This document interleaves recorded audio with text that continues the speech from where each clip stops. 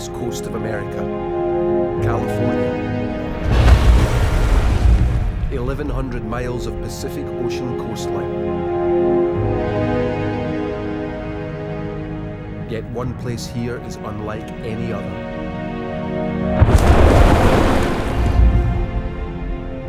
Because right here, on Mother's Day, May 2004, these seas ran red with blood.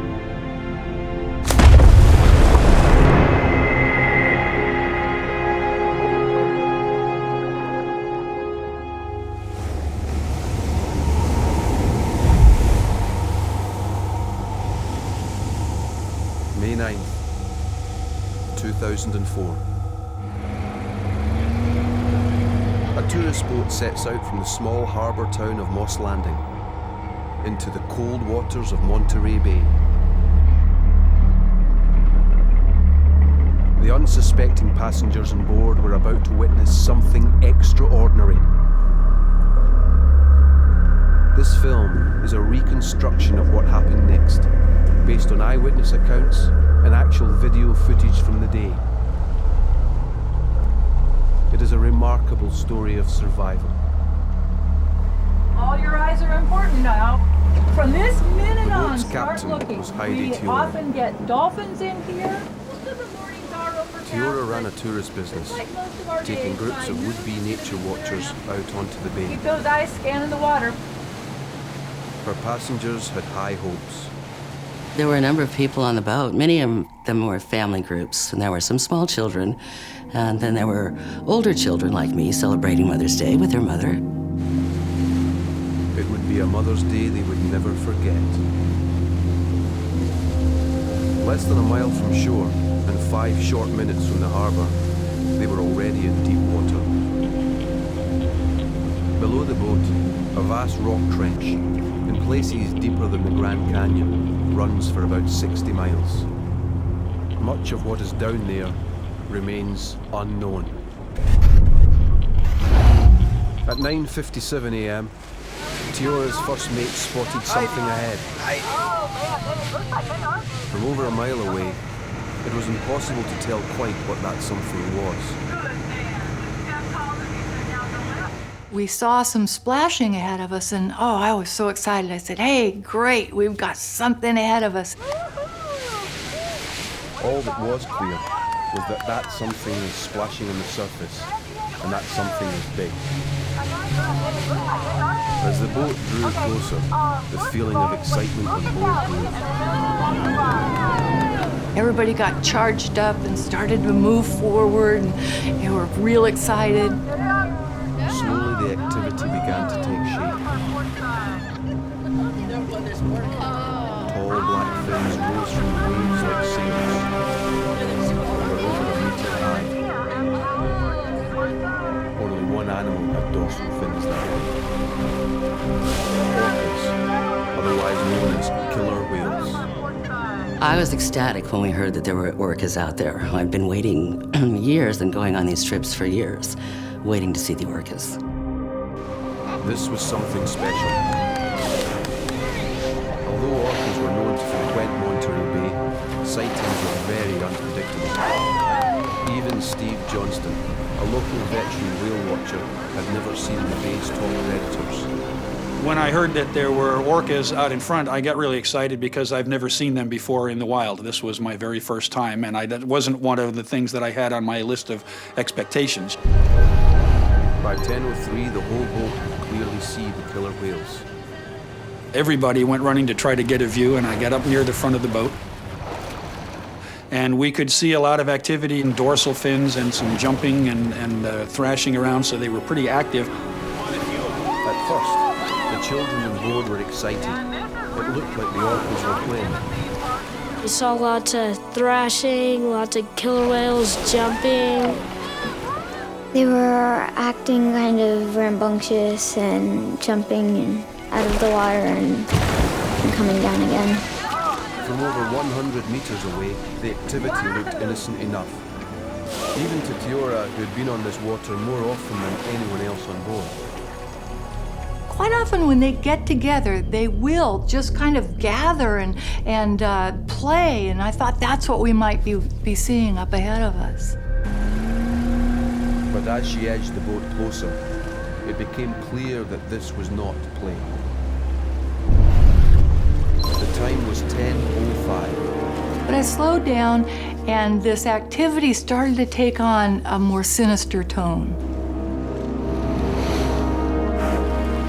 There was a blow that erupted from the gathering of killer whales that was far too big. When any marine mammal comes to the surface to breathe, it exhales a spout of gas and water into the air, just like a human snorkeler. The size of the spout is related to the size of the animal. And this exhalation was far too large to have been caused by a killer whale. That blow was way too big, so clearly it was not coming from killer whales. A fully grown male orca can be up to 9 meters long and 6 tons in weight. But the exhalation Tiora had seen belonged to something much, much bigger. Something that dwarfed her boat. Whatever was underneath them, it was huge.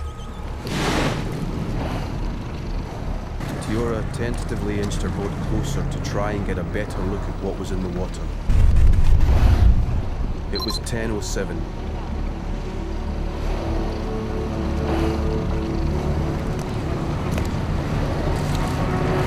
Then as we got closer, I could see what it was. It was a California gray whale cow.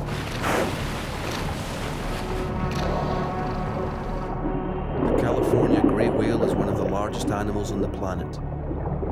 A fully grown female, known as a cow, can easily weigh up to 35 tons, the equivalent of 11 female African elephants.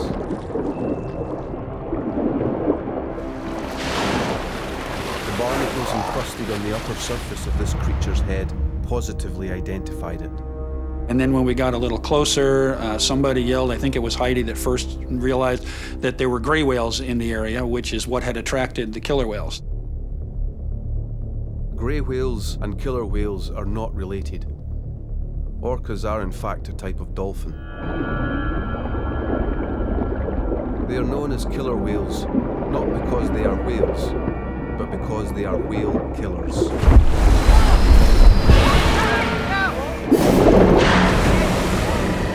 This was the attack that I never wanted to see.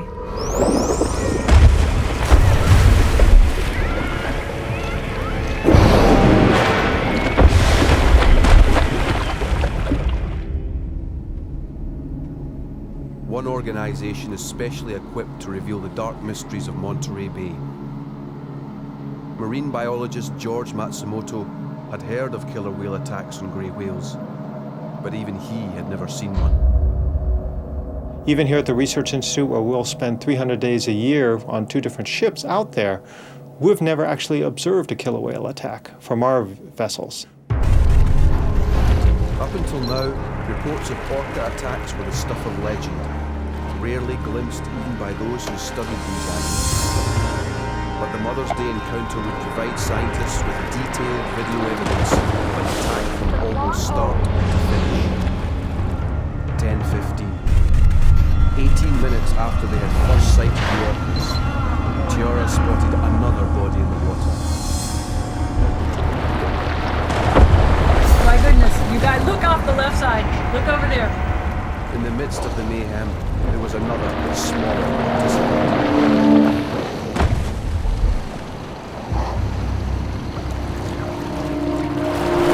And then we are told by Heidi that the orcas are attacking a gray whale and a baby.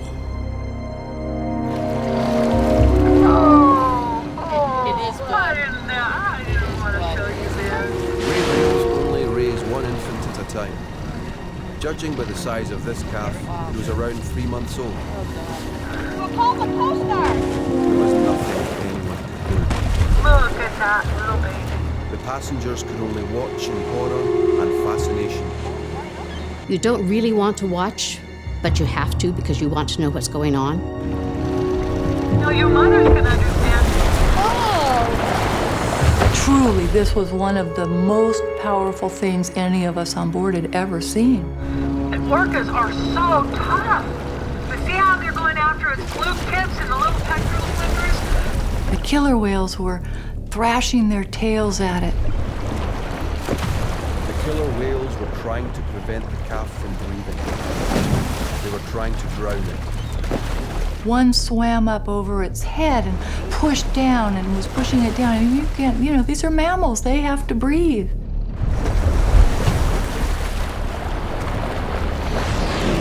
A grey whale can hold its breath for up to 15 minutes, Oh my God. but not when it's being repeatedly forced underwater. There was a moment when it tugged at my heartstrings that this mom was, fighting for the life of her baby.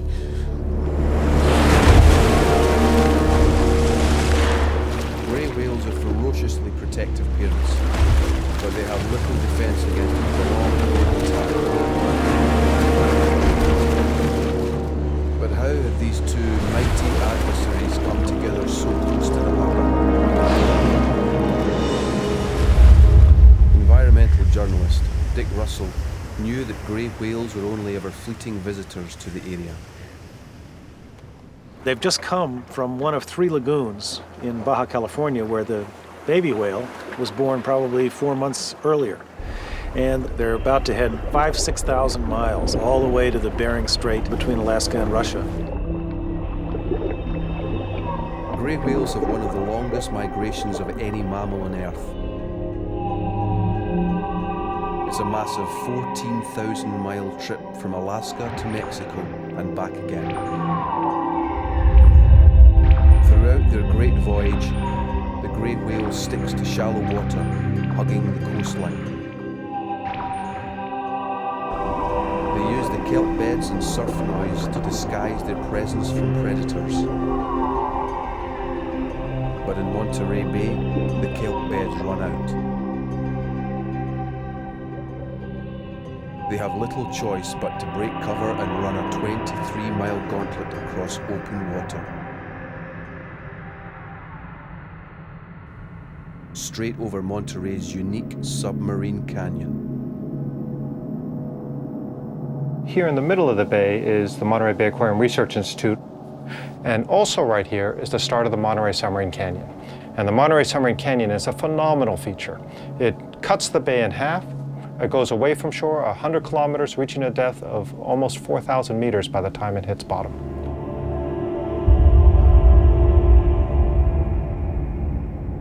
Even if the whales stayed in the shallows, they would still have to cross the deep water of the canyon.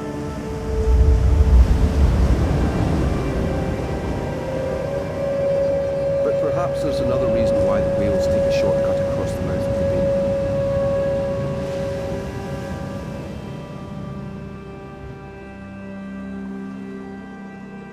This place was once home to a much more formidable predator.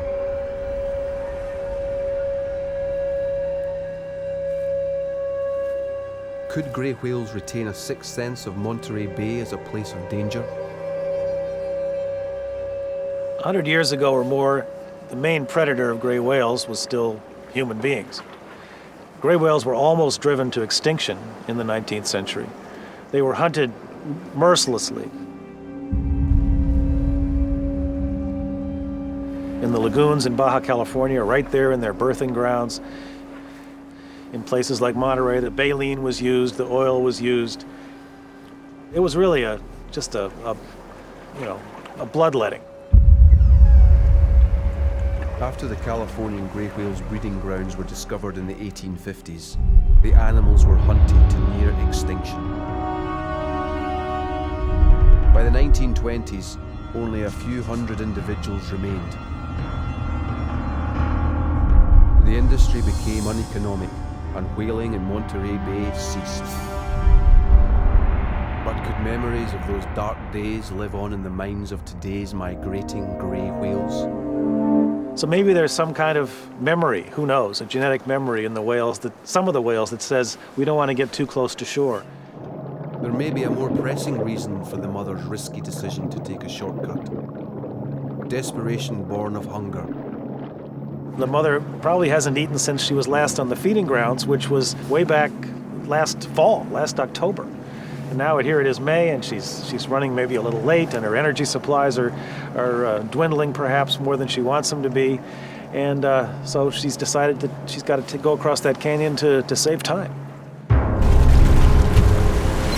strategy will backfire. It's 10:41, 38 minutes since Teora and Hope arrived at the scene. The mother and calf are in obvious distress. This rapid bowling is the whale equivalent of panting. They are, quite literally, gasping for air.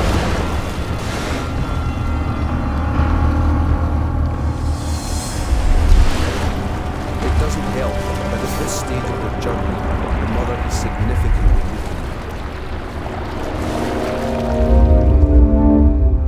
One man who understands more than most about the rigors of their epic journey along the coast is marine biologist Wayne Perryman. Their tanks are starting to run on empty. You can see the females are very, very thin. They're lactating and feeding their calf while they're fasting, so they're pouring out energy in an area where they can't eat. So they're very hungry as they go northbound. Not only has the mother not eaten for months, but she has since given birth and nurtured her 2-ton baby, further draining her precious energy reserves. By 10:57, the attack on the weakened individuals was intensifying. It just kept getting more frenzied and more frenzied.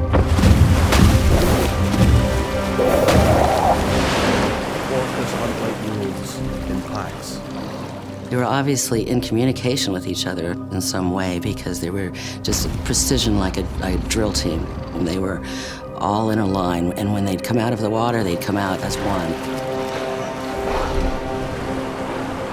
This coordinated hunting strategy was well known to marine biologists like Nancy Black. On that Mother's Day, Black too was out on the water in a different part of Monterey Bay. Flashback to 9:53. Just 4 minutes before Teora first spotted fins in the water, Black was trailing a pod of killer whales. When they're first searching for gray whales, sometimes the killer whales can be spread out over maybe 10 or more miles in the area. And then when one of the groups of killer whales locates a gray whale, then all of a sudden sometimes you'll see other killer whales just porpoising in from a distance.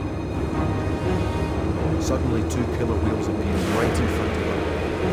Then a third, then a fourth, then more. These animals were preparing for something. Black backed off.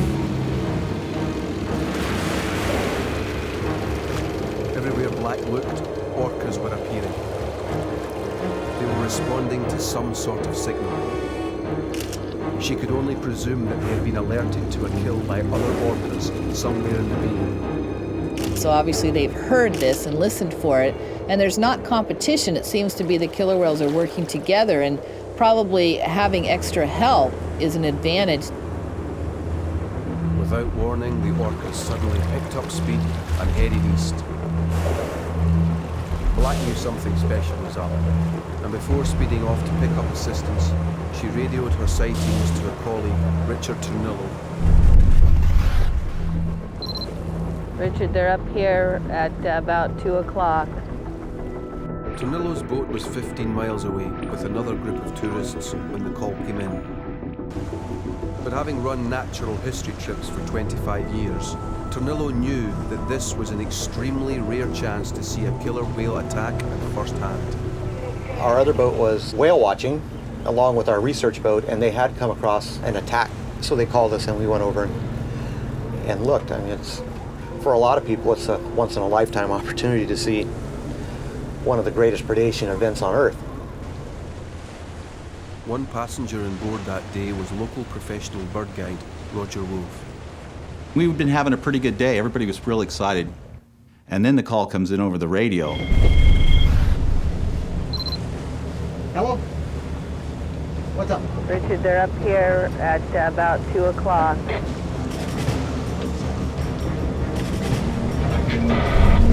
And 9:58, Tornillo changed course and headed for new coordinates. Even travelling at 13 knots, it would take him over 3/4 of an hour to get there. But the eyewitness reports from this boat were to prove invaluable. We were quite a ways from the scene at that time. We had to go under power for a good, half hour, 40 minutes in order to get to that location.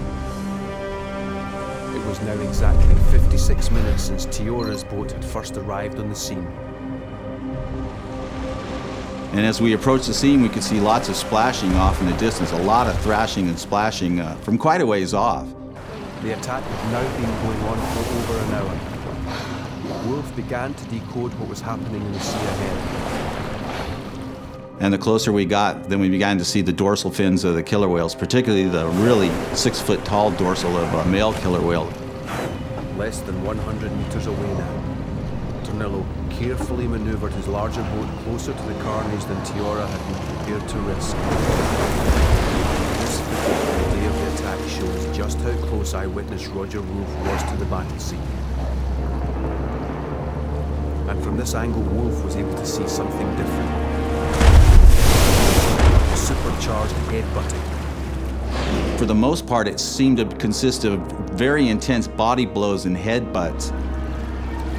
We would see the killer whales come in and hit the calf, and at the same time, we'd see their dorsal fin shake with the impact. And the blow out of their blowhole would be more intense upon impact. This ramming was not just winding the calf. It was causing major internal damage. Dr. Francis Gulland is the Director of Veterinary Science at the Californian Marine Mammal Center. She knows from previous victim examinations just what sort of damage can be done. But when the orcas attack the grey whale calf, they actually ram the animal sort of again and again, repeatedly bumping into its side.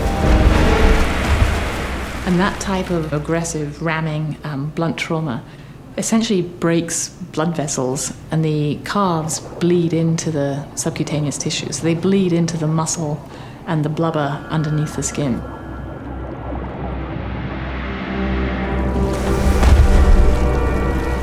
It was no wonder then that this mother was using every ounce of her strength and all of her wits in a supreme effort to protect her baby. The mother was doing everything she can to absorb the blows and keep the calf away from the killer whales.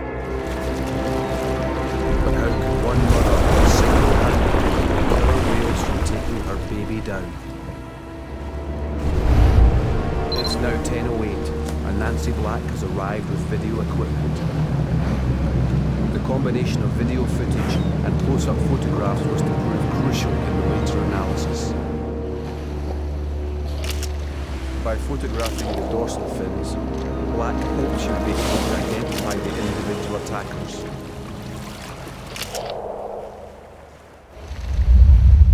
It was only later, when she was able to cross-reference these images with the fins already catalogued in her comprehensive database, that she was able to confirm the precise identity of the attackers. We photograph the killer whales to identify the individuals. I always take a photograph just to document it. As it turned out, she knew them well. The ones that we saw that day, I can tell mostly because I know all the individuals now. So I know, I knew who those were. Cross-referencing those individuals with her notes, Black confirmed that the attackers had been there in numbers. That day there was quite a large group. There's about 12 killer whales, which is at least 2 family groups together. She had seen these groups many times in the bay, but never before working in conjunction.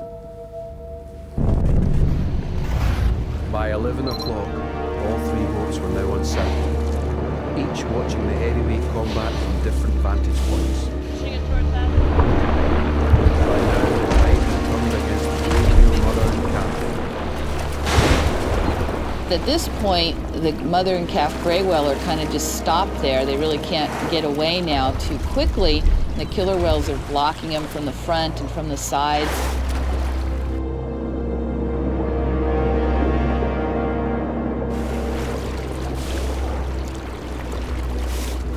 The mother could easily escape if she wanted to and just take off, but she doesn't do that. She stays very protective of her calf. The mother attempts to get her calf out of harm's way by pushing it up out of the water and onto her belly. You look over and you see the calf, and it looks like the calf is sitting on top of the water. The Californian grey whale mother was attempting to balance 2 tons of infant on her underside. The calf's rolled onto her chest, and she's rolled onto her back, and she's holding it up out of the water so the killer whales can't get to it. But she can't sustain this position for long. Turned upside down, she must hold her breath, even while soaking up the power of the orca's heavy blows. This battling maternal drive is well known to environmental journalist Dick Russell. Just imagine what this mother whale has to do in order to protect this young one. She's got to fight off this pack in whatever way she can with all the strength that she has. I mean, she weighs, 30 tons. So she's much bigger than an individual orca. But orcas are ferocious, and keep in mind that the gray whale has no teeth. She's a baleen whale. And there's a pack of wolves upon her and trying to get at the baby. Killer whales are armed with a set of 50 ferocious teeth, especially adapted to the tail. Each calf is too big for the orcas to bite into the blubber. But from studying the carcasses of other grey whale victims, scientists knew that ultimately they were after something else. The parts that are eaten first are the soft parts, the parts that are easy to pull off. The tongue is a very vulnerable piece. It's a nice, soft, fatty thing that they can rip off. The orca's main prize is the protein-rich baby grey whale tongue. It's enough to make a meal for a family of 5.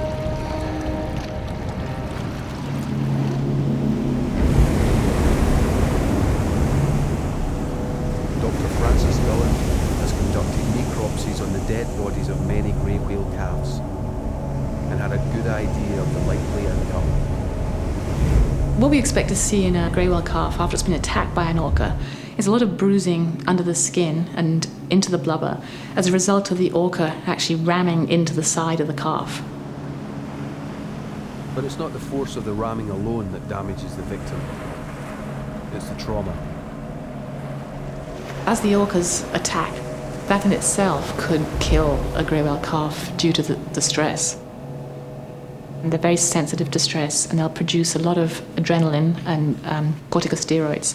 And those hormones can cause contraction of heart muscle, so that the animal actually has a heart attack and dies from heart failure.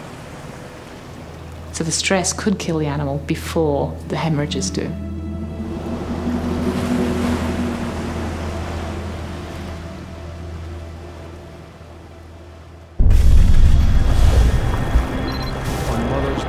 Monterey Bay, it is now 11:19.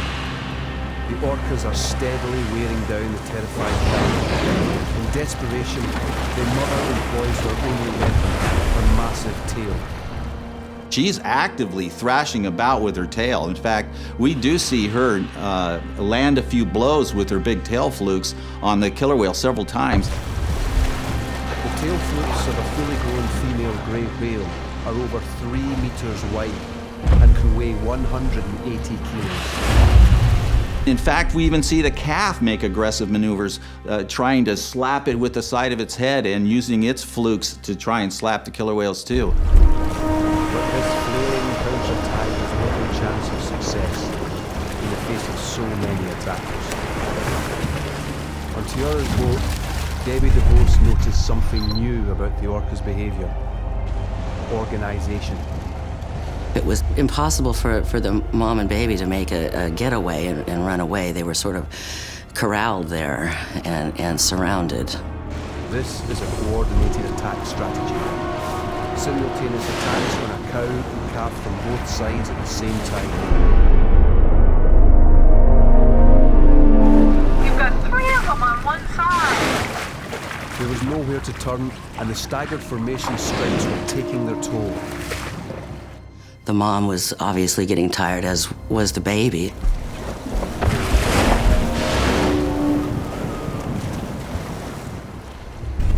From her inflatable, Nancy Black was trying to keep count of the fast-moving orcas.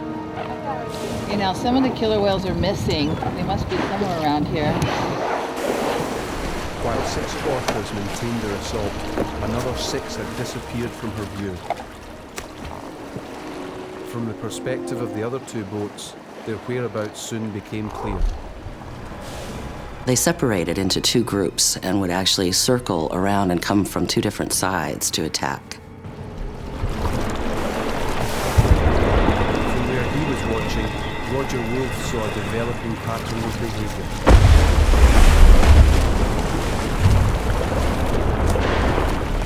There were 2 teams. One team would be in there actively just pounding the heck out of the whales, and the other team, the other killer whales, would be off to the side, and we could see them. They were over there re-oxygenating, breathing, trying to recover until it was their turn to come back in. The orcas had formed a tag team, ensuring there would be no let-up in the onslaught. What the witnesses were seeing firsthand was the clearest evidence yet of strategic intelligence.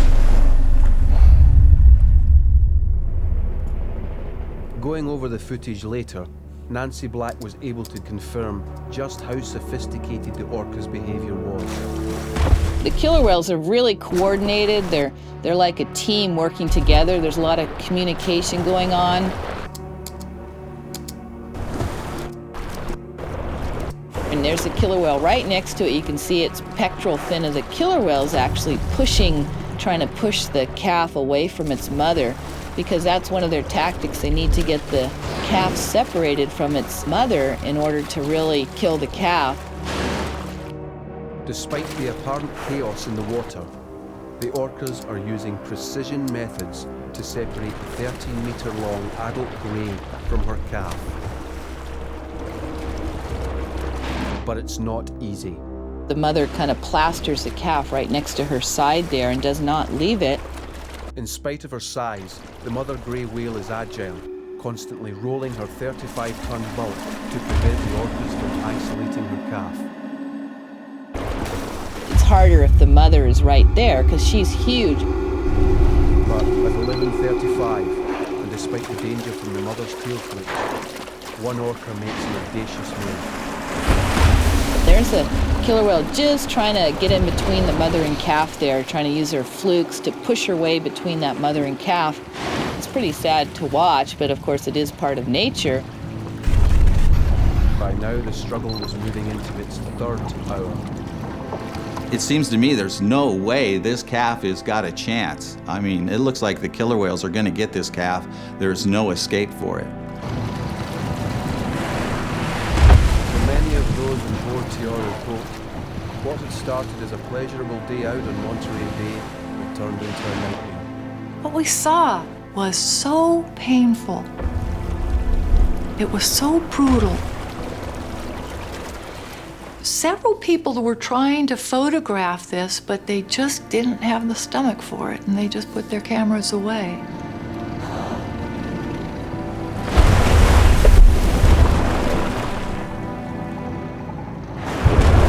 Oh, God.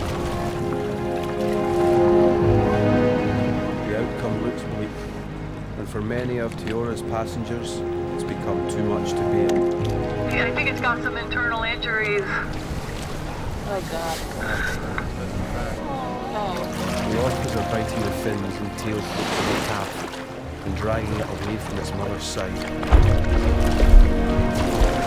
The sea is running red with blood. By 11:40, the combined and coordinated efforts of the orcas succeeded in dragging mother and baby apart.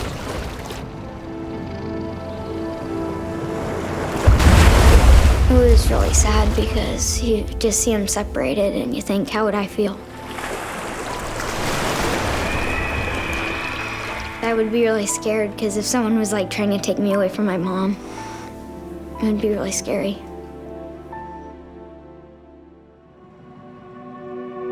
word of the orca attack spread from Moss Landing to the whale-watching community of Monterey. In the aftermath, interest in the incident grew, attracting both local and national attention. Reporters rang in to speak to those who had witnessed the attack. But the real story was only just beginning. As the shock waves from the events of Mother's Day were still reverberating, there came a startling report. On May 13th, in the early hours, another battered grey whale calf had washed ashore on the beach at Moss Landing.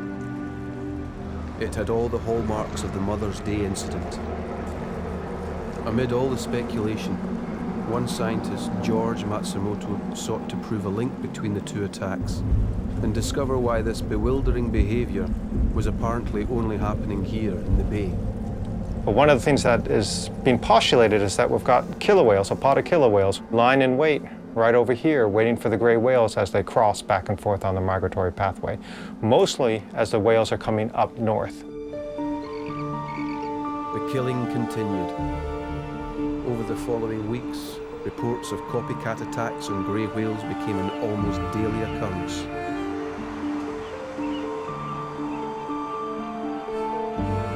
As news of the killer whale attacks spread from Moss Landing across America, even greater numbers of people began arriving in the hope of seeing this brutal behavior for themselves. Whales are up here on the left. Alright, hit it. Hit it. They were rarely disappointed.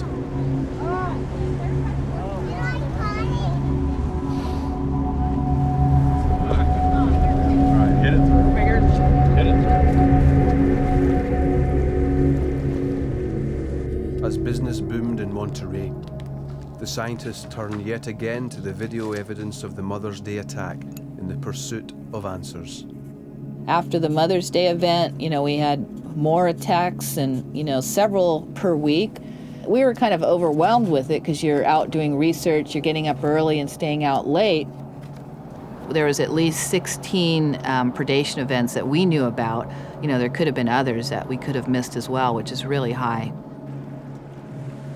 Finally, we realized that, this is something really unprecedented that had never happened before. It was an exceptional year. But neither by re-examining the Mother's Day footage, nor by witnessing similar attacks, could Black explain the explosion of violence that spring.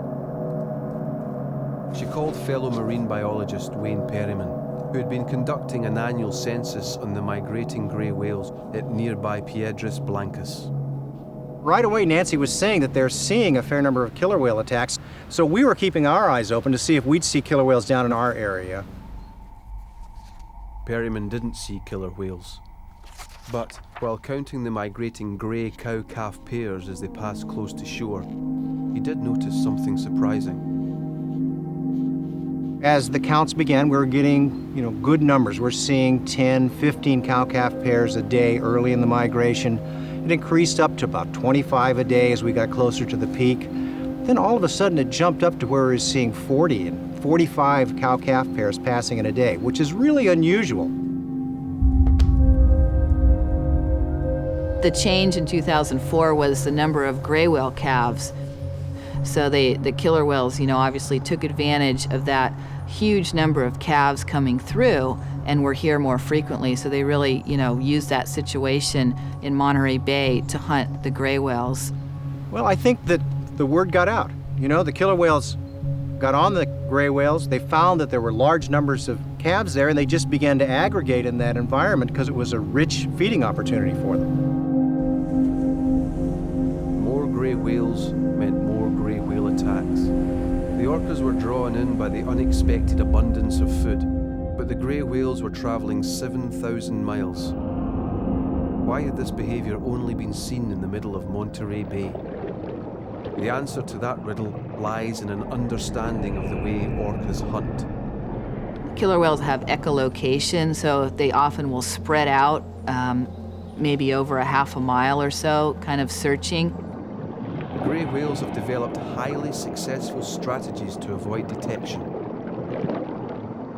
because once the mothers and calves start crossing the bay, they go into this really kind of quiet swimming. Only sometimes you just see their blowholes. They hardly surface. But when the greys are over the canyon, they are far more exposed.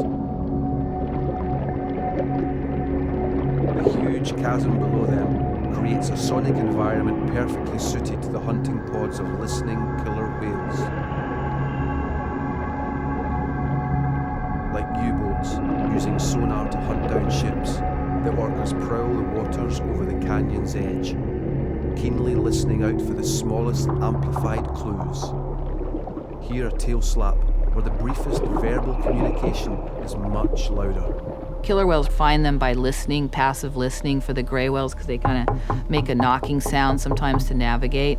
So they have a much higher advantage of ambushing them here in Monterey Bay than they do other places along their migration. The attacks only happened in Monterey Bay because it was only here that the whales stopped hugging the coast and took a shortcut across open water. It was only here that the water was deep enough for the orcas to launch their attack. And it was only here, in Monterey Bay, where a unique submarine canyon acted as an echo chamber to aid their hunting.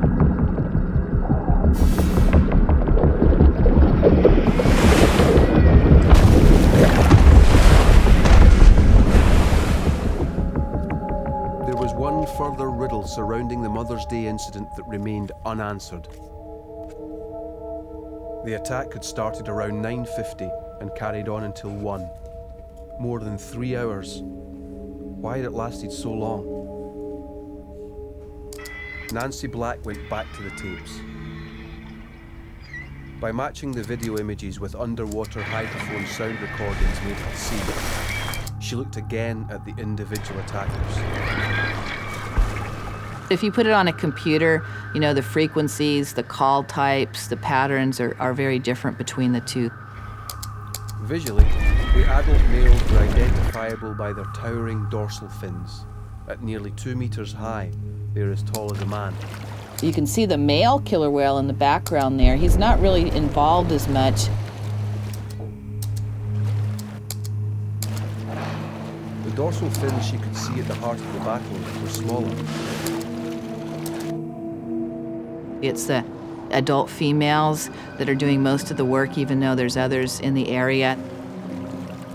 By listening to the orcas' communications, Black heard something else, the higher pitched sound of juveniles. And they're always making kind of playful sounds and, you know, lots of whistling. The footage confirmed what she had heard. At the very center of the attack were juvenile orcas. See the little juveniles in there? They're really close to the action, so they're probably observing and learning how to do this for the future. Astonishingly, this was not a full-on attack. It was a training session. The orcas were showing their offspring how to make a kill. It's a way for them to learn how to do this over their lifetimes, and eventually when they become adults, you know, they'll be able to participate, so it's like transmitted culturally throughout their group. The orcas were taking their time, as if to make sure that the juveniles had learnt their lesson. But it was this deliberation that was to provide the mother and calf with their chance of escape. 11:41, the morning of the Mother's Day attack. The orcas are continuing their assault, but against the odds, the mother grey whale is reunited with her calf. It was amazing that the mother had that kind of stamina not to just give up. The mother makes one last desperate attempt to escape. Just as the killer whales take advantage of deep water over the canyon, so the grey whales find sanctuary in the shallows. It was then that Tiora noticed something extraordinary. Have you noticed we keep flowing in, we're moving in? The mother grey whale, though under siege, was on the move, slowly and painstakingly nudging her calf towards shore and shallower waters. It finally sunk into me. These animals are moving to the coast. They're headed in on the straightest route they can take to shallow water. When she takes her calf underwater, they're moving in, they're going east. Orcas don't like shallow water, and there's a chance that what they're doing is that mother's thinking if she can just feed into shallow water, maybe they can evade the orcas. Meanwhile, on Tonello's boat, Roger Wolf had also identified the mother's new strategy. Now, every time there was a break in the action between the two teams, the mother and the calf would start heading for shore. But they were still over a mile from the coast, and the orcas had redoubled their efforts. The baby was virtually being eaten alive. Progress was painstakingly slow, and by now it was hard to see how the calf could possibly survive.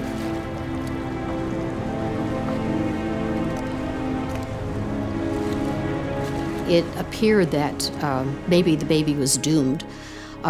Heidi, our captain, decided that maybe we should leave the area about that time. I was reluctant to go, but I wasn't sure I wanted to stay around and see the ending to this.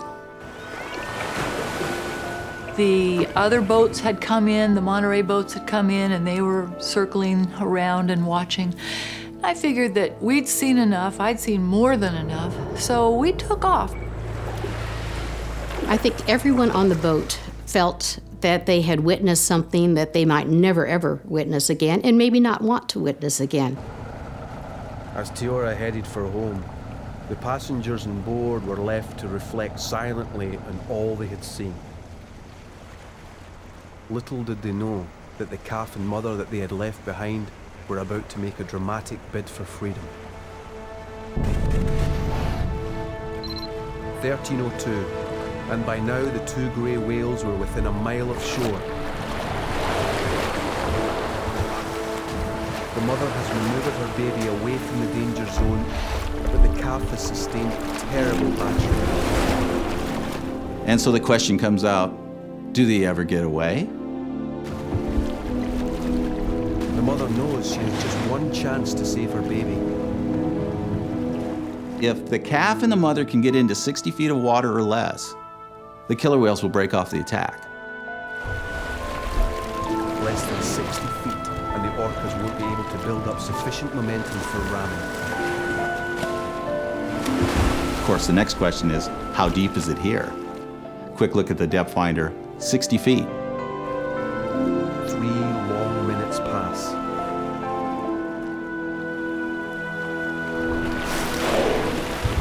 And then suddenly, the killer whales break the surface and head back out into the bay. They have aborted their attack. You know, this attack probably took 4 or 5 hours of all that energy expended, and the killer whales ended up with nothing.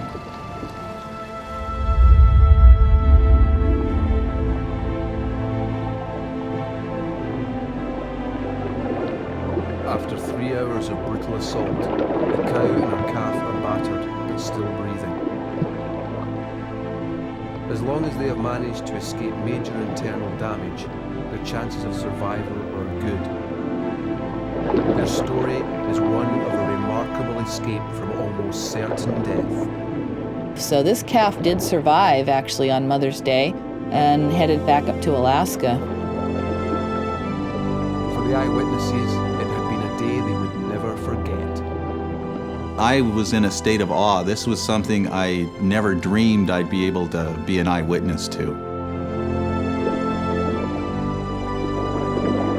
When we found out the next day that the mother whale and the baby had gotten away, we were just elated.